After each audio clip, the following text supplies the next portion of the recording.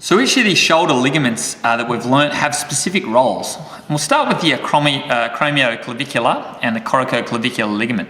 Now the primary role of both of these ligaments is just to ensure that the clavicle moves in time or moves with the scapula. So when we elevate or depress our shoulders or protract and retract our shoulder or scapula, these two ligaments will ensure that both the clavicle and the scapula move together.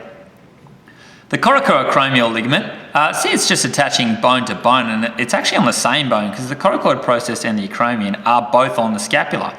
So it's not really joining any bones together here, it's just sort of linking back to itself.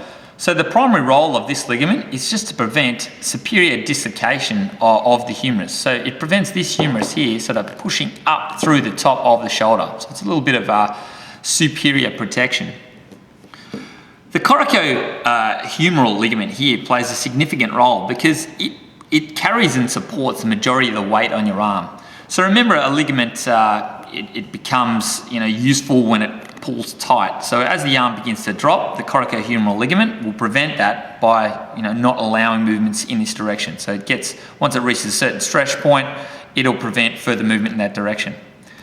Wrapping all underneath the shoulder or around the glenoid cavity is this the glenohumeral ligament. The glenohumeral ligament's primarily function is to help stabilize this shoulder joint. So it wraps all around the shoulder, just sort of holding it, wrapping it in tighter, improving the stability of this joint.